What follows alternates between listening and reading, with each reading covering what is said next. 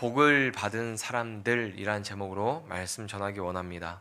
앞뒤적으로 인사했으면 좋겠습니다. 당신은 복을 받은 사람입니다. 네. 이 중에서 누가 제일 많은 복을 받았을까요? 얼굴 한번 보세요. 누가 제일 화내요? 네. 서로 다 자기라고, 아니라고 이렇게 막 축복해야 되는데 교회 와서 서로 누가 복을 많이 받은 것 같아요? 저요, 막 이러고 있어요.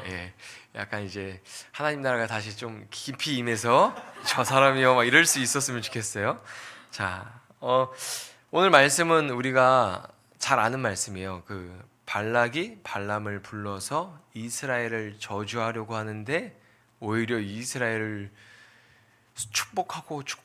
축복해서 완전히 발락의 속이 뒤집어지는 사건이 일어나죠. 근데 이런 사건이 오늘날 우리가 이 땅을 살아갈 때에도 우리 삶 속에서 일어날 수 있죠. 도대체 왜 저 사람이 잘 될까? 도대체 저 사람은 왜 형통하고 평안할까? 문제가 없어 보일까라는 이런 고민들을 가지고 살아가는 분들이 있어요. 특별히 믿지 않는 분들이 그리스도인들을 바라볼 때 그런 분들이 있거든요. 내가 저 사람보다 돈이 많고 내가 저 사람보다 가진 것도 많은데 왜 저 사람은 항상 웃고 나는 왜 울고 있을까? 그런 사람들이 있거든요. 저도 대학교 때 학교 생활할 때 저보다 많이 가진 친구가 있었는데 항상 그 친구는 울었어요. 그리고 너무 이 인생이 힘드니까 하루도 술 없이는 지낼 수 없는 그런 삶을 살았거든요. 그 친구가 저한테 이런 질문을 하는 거예요. 제가 어렸을 때, 우페야, 어떻게 하면 너처럼 살 수 있어? 저는 혼란스러웠어요. 저보다 돈도 많고 가진 것도 많고 저는 그 친구한테 밥도 많이 얻어먹고 했는데 어떻게 하면 너처럼 살 수 있어? 이 말 때문에 저는 혼란스러웠어요. 근데 한 가지 확신하고 기뻤던 것은 하나님이 함께 하시기 때문에 내 안에 평안이 있고 하나님이 함께 하시기 때문에 내가 가지고 누리는 것이 다른 사람과 비교했을 때 부족할진 모르지만 그 삶을 부러워하는 세상 사람들이 있구나. 어떻게 하면 너처럼 살 수 있어? 이스라엘 백성들이 이제 가나안 땅에 들어가려고 할 때 발락이 이스라엘 백성들을 저주하려고 한 내용이거든요. 왜 발락은 이스라엘을 저주하려고 했을까요? 쭉 앞뒤 전후 사정을 보면은 이스라엘 백성들이 하나님의 명령을 따라서 가나안 땅으로 나아갈 때 발생한 사건입니다. 이스라엘은 싸우지 않고 아모리 족속과 모압 족속의 경계선, 그쵸? 그 족속의 경계선 사이로 지나가려고 했어요. 하나님의 명령을 따르고 순종하기 위함이지 막 여기저기 그냥 막 싸움을 일으키고 싸우는 게 이스라엘 백성의 어떤 그런 어떤 특징은 아니잖아요. 그래서 그냥 싸우지 않고 조용히 지나가려고 했습니다. 그런데 어떻게 됩니까? 옆에 있는 사람들이 시비를 걸죠. 어쩔 수 없이 싸워요. 우린 여기서 한 가지 교훈을 얻을 수가 있습니다. 불필요한 다툼을 만들지 말자. 그리고 다툼을 만들었을 때 내가 이길 거란 생각하지 말자. 이스라엘 백성들은 그냥 조용히 지나가려고 하는데 아모리 족속이 막 시비를 걸고 다툼을 일으켜서 싸운단 말이에요. 어떻게 됩니까? 그들이 크게 패하죠. 잠언 20장 3절에 보면 이런 말씀이 있습니다. 같이 읽어볼까요? 시작. 다툼을 멀리하는 것이 아멘. 다툼은 누가 일으키는 거예요? 미련한 사람이 일으키는 거예요. 싸워서 이기면 내가 영광을 차지할 것 같지만 그건 하수고 고수는 어떻게 살아요? 싸움을 일으키지 않는 것이 영광이다라고 생각하고 사는 거예요. 잠언 10장 12절 보면 이런 말씀이 있습니다. 미움은 다툼을 일으켜도 사랑은 모든 허물을 가리느니라. 우리는 어떤 삶을 살아야 됩니까? 다툼을 일으키는 삶이 아니라 허물을 덮어주고 다툼을 피하는 삶을 살아가야 되겠죠. 그런데 이스라엘이 지나가는 것을 아모리 왕 시온이 허락하지 않았습니다. 그리고 다툼이 일어나죠. 아마도 아모리 왕 시온은 자신을 그 지역의 패자라고 생각하고 있었던 것 같아요. 요단 동쪽 지역이잖아요. 그쪽 지역에 가장 강한 내가 있는데 그냥 내 땅을 지나가겠다고 용납이 안 되는 거죠.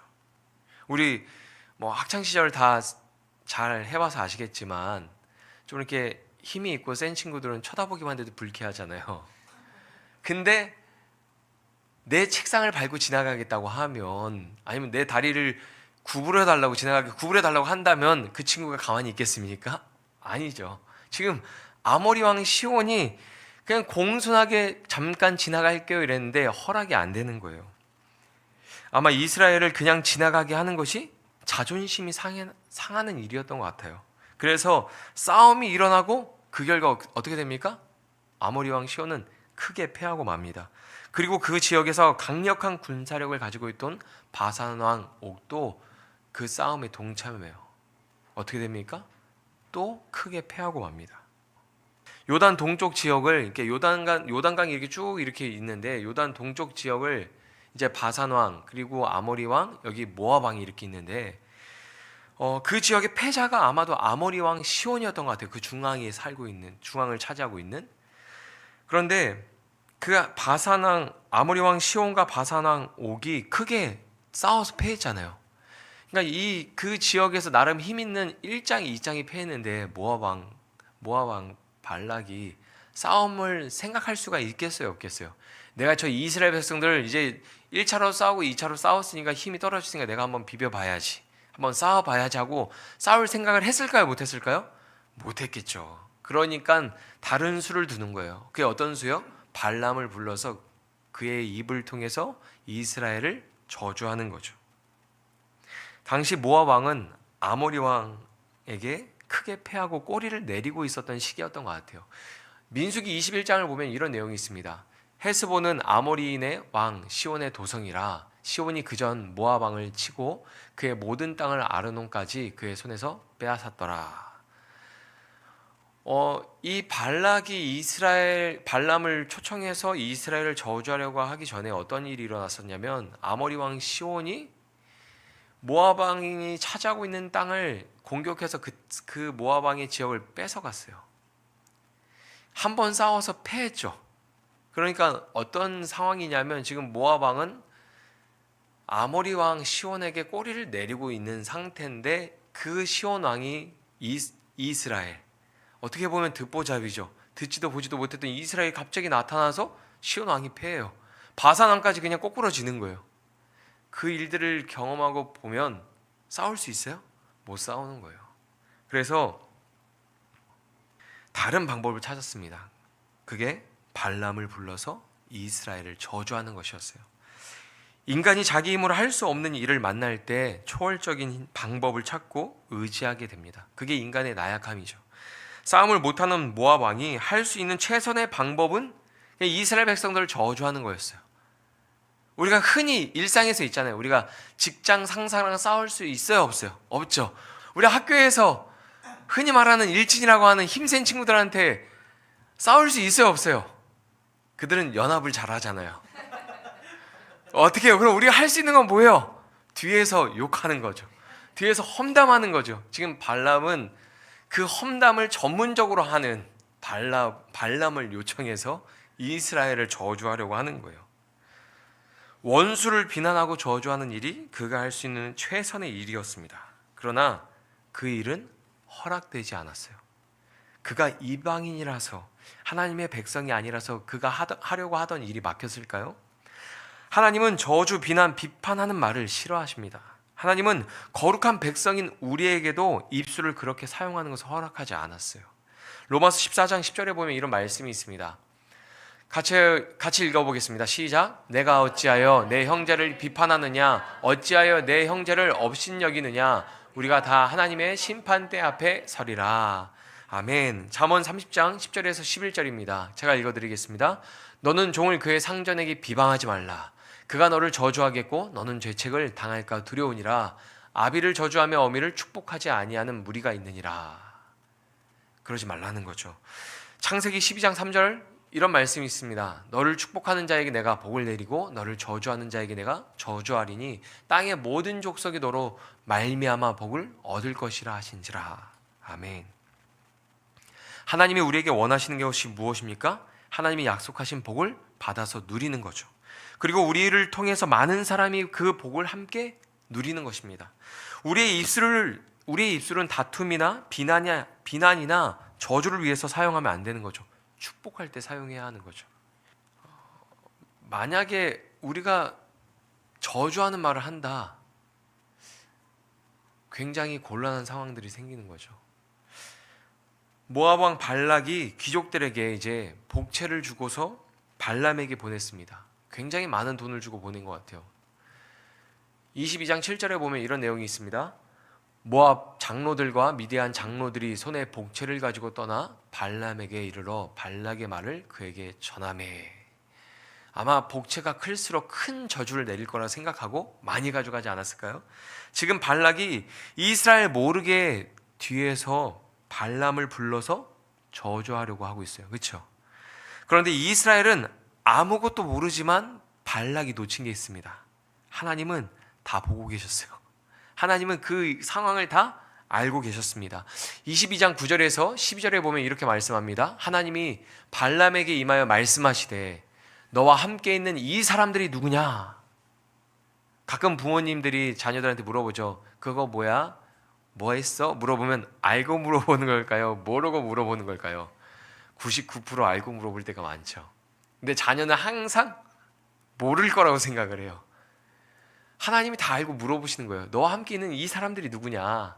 발람이 하나님께 아뢰되 모압 왕 십볼의 아들 발락이 내게 보낸 자들이니이다. 이르기를 보라, 애굽에서 나온 민족이 지면에 덮였으니 이제 와서 나를 위하여 그들을 저주하라. 내가 혹 그들을 쳐서 몰아낼 수 있으리라 하나이다. 하나님이 발람에게 이르시되 너는 그들과 함께 가지도 말고 그 백성을 저주하지도 말라. 그들은 복을 받은 자들이니라. 아멘. 우리가 여기서 한 가지 또 교훈을 얻을 수 있는 게 있어요. 비난하고 비판하고 저주하는 사람과 함께 다니면 돼야 한대요. 성경은 그 사람을 멀리하라고 말하고 있어요. 그리고 또 한 가지는 왜 하나님이 발람에게 이스라엘을 저주하지 말라고 말씀하셨냐면 그들은 나에게 복을 받은 자들입니다. 그러니 너는 저주하면 안 된다라고 경고하시는 거죠.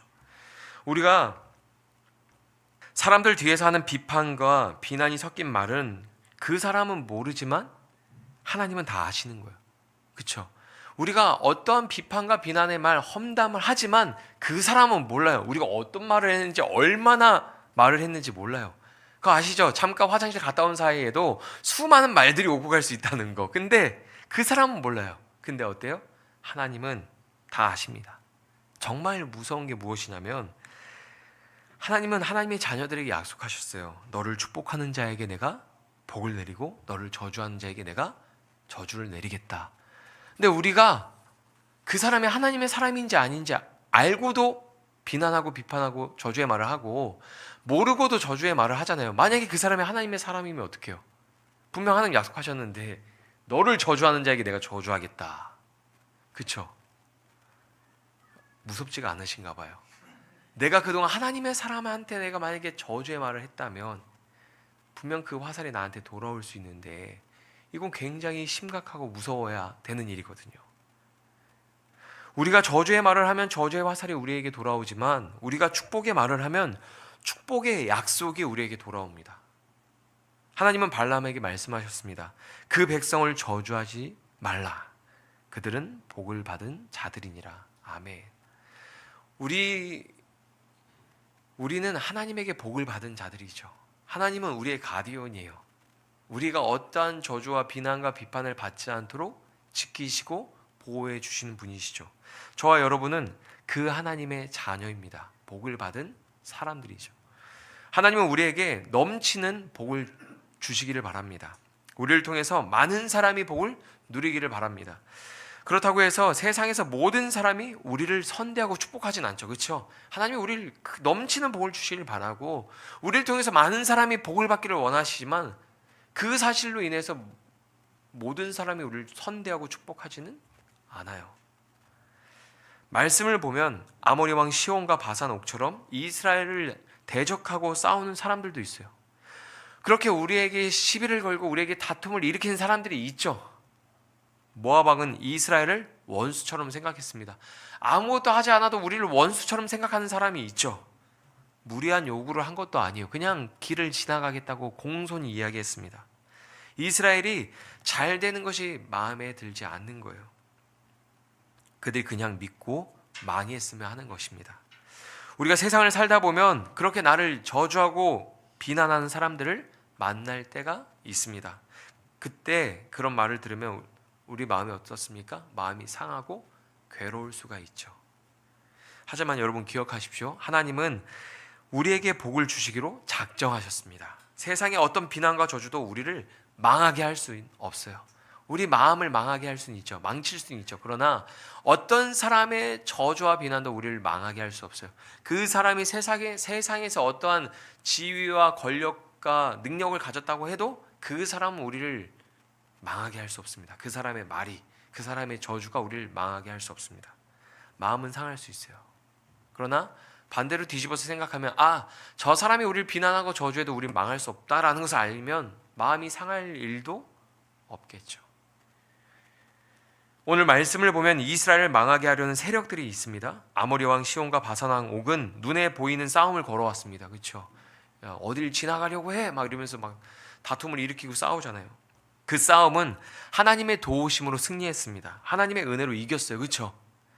그런데 보이지 않는 곳에서 이스라엘을 망하게 하려는 세력도 있었어요. 그 싸움도 하나님의 도우심으로 승리합니다. 하나님의 은혜로 이깁니다. 그런데 중요한 것은 이스라엘은 아무것도 몰라요. 보이는 싸움, 바산 왕 옥과 아모리 왕 시온과 싸울 때는 이스라엘 백성들 알잖아요. 긴장하고 막 열심히 싸우잖아요. 근데 보이지 않는 곳에서 어떤 일이 일어나고 있는지 지금 이스라엘은 몰라요. 모릅니다. 이 일이 일어날 때 발락이 발람을 초청하고 막 발락이 가면서 나기 위해서 죽을 뻔하고 그런 여러 가지 막 일들을 겪잖아요. 이스라엘은 어떤 일이 일어나고 있는지 몰라요. 저는 이것이 굉장히 중요하다고 생각합니다. 우리가 보이는 곳에서 일어나는 것보다 보이지 않는 곳에서 일어나는 재난이 더 큰 어려움이 되는 것이 많죠. 우리 인간은 보고 듣고 기억하는 것들에는 한계가 있습니다. 모든 것을 통제할 수가 없죠. 예상하지 못한 일, 보이지 않는 곳에서 일어난 사건은 더 큰 고통과 아픔을 가져다 줍니다. 최근에 학교에서도 굉장히 비극적인 일이 일어났잖아요. 선생님이 어린 아이를 우리에게 예상하지 못했던 일, 보이지 않는 곳에서 일어나는 일이 우리에게 더 큰 고통과 아픔이 됩니다. 자녀들의 일을 한번 우리가 생각해 볼까요? 우리 눈에 보이지 않는 곳에서 더 사고가 일어납니다. 부모의 품을 떠나서 학교를 가고 학원을 가면 보이지 않는 곳에서 자녀들이 더 많은 시간을 보내야 합니다. 우리가 할 수 있는 일이 많지 않아요. 때로는 자녀를 주시하고 있어도 그 아이가 놀다가 다칠 때도 있습니다. 부모가 옆에 붙어 있어도 아이들이 다칠 때가 있어요. 넘어지기도 하고 부딪혀서 멍들기도 하고 혼나기도 하고. 그런데 말씀을 보면 이스라엘의 시선이 닿지 않는 곳에서도 하나님은 이스라엘을 위해서 싸우십니다. 그들을 지키시고 보호하십니다. 왜냐하면 하나님은 그들에게 복을 주시기로 작정하셨기 때문이에요. 민수기 22장 31절에 보면 이런 말씀이 있습니다. 그때 여호와께서 발람의 눈을 밝히심에 여호와의 사자가 손에 칼을 빼들고 길에 선 것을 그가 보고 머리를 숙이고 엎드리니. 하나님의 천사가 칼을 빼들고 발람을 막아서잖아요. 하나님은 보이지 않는 곳에서, 우리의 시선이 닿지 않는 곳에서도 우리를 위해서 칼을 빼들고 싸우시는 분이에요. 그런데 우리는 보이는 것만 알지 보이지 않는 것은 잘 모르는 것 같아요. 자녀가 집에서 따뜻하게 자고 먹고 싶은 것을 먹을 수 있는 것은 보이지 않는 곳에서 부모가 사랑의 수고를 아끼지 않았기 때문이죠. 자녀가 놀이터에서 마음껏 뛰놀 수 있는 것은 부모가 자기를 지켜주고 있다는 신뢰감 때문입니다. 자녀들은 부모가 보이지 않으면, 정말 놀이터 딱 데리고 왔을 때 부모들이 보이지 않으면 놀이터가, 재밌게 놀던 놀이터가 불안한 공간으로 바뀝니다. 더는 놀이터가 재미가 없어져요. 왜요? 즐거움보다, 그 놀이터에서 누렸던 즐거움보다 불안감이 더 커졌기 때문이거든요. 부모의 시선이 닿지 않는 곳에 있으면 자녀도 불안해합니다. 우리는 신앙생활을 하면서 보이는 것만 알고 보이지 않는 것은 그냥 지나칠 때가 있습니다. 하나님께서 보이는 것에도 일하십니다. 우리가 기도한 것들을 들으시고 일하십니다. 그러나 보이지 않는 곳에서도 하나님은 일하십니다. 우리가 예측하지 못하는 곳에서도 하나님이 일하시고 우리가 기도하지 않은 그 현장에서도 하나님은 일하십니다. 우리를 지키시고 보호하십니다. 선한 목자가 양들을 돌보듯이 우리를 지키시고 보호하십니다. 보이지 않는 곳에서도 우리를 돌보셨기 때문에 우리가 하나님의 자녀로 은혜를 누리며 살 수 있는 것이고 오늘 이 자리에 나와서 예배할 수 있는 것이죠. 보이지 않는 곳에서도 우리를 위해서 일하시기 때문에 우리가 기도한 것보다, 우리가 순종하고 은혜를 사모한 것보다 더 많은 은혜를 누리며 살고 있는 것입니다. 우리는 복을 받은 사람들입니다. 하나님은 우리에게 복 주시기로 작정하셨습니다. 세상의 어떤 비난과 저주의 말도 우리를 망하게 할 수 없습니다. 우리의 연약함이나 무능력함도 하나님이 약속하신 복을 누리는 것을 방해할 수 없는 거죠. 우리에게 보이지 않는 은혜가 있음을 기억하시기 바랍니다. 보이는 곳에서 일어나는 것보다 보이지 않는 곳에서 더 많은 일이 일어나고 있음을 기억하시기 바랍니다. 여러분, 성경에 보면 아브라함이 아내 사례를 2번이나 빼앗기잖아요. 그 빼앗긴 것을 하나님이 다시 찾아주시거든요. 어떤 일이 일어나는지 아브라함은 몰라요. 그 일이 끝나고 나서 알죠. 아, 하나님이 이렇게 일하셨구나. 이삭이 우물을 빼앗기잖아요. 계속 빼앗기잖아요. 양보하잖아요. 근데 다시 그 빼앗았던 사람들이 찾아와서 하나님이 너와 함께 하시는구나. 우리 그냥 친하게 지내자. 화친을 맺잖아요. 보이지 않는 곳에서 하나님이 일하고 계시기 때문이죠. 우리가 생각하는 것보다 보이지 않는 곳에서 하나님이 엄청 많이 일하고 있어요. 우리는 보이지 않는 것 때문에 우리는 불안해하고 두려움을 느낍니다. 일어나지 않은 상황이지만 보이지 않기 때문에 불안해하고 두려움을 느끼죠. 그리고 하나님의 은혜를 누리지 못하고 기쁨을 빼앗깁니다. 그런데 보이지 않는 곳에서도 하나님이 일하신다는 것을 신뢰할 수 있다면, 하나님, 내가 보이지 않지만 그 보이지 않는 곳에서도 하나님 나를 돌보시고 나를 위해서 일하신다는 것을 우리가 신뢰할 수 있다면 더 이상 보이지 않는 그 일들이, 미래의 시간들이 우리에게 불안이나 두려움이 돼서 다가올 수는 없겠죠. 시편 121편 3절에 보면 이런 말씀이 있습니다. 같이 읽어보겠습니다. 시작. 여호와께서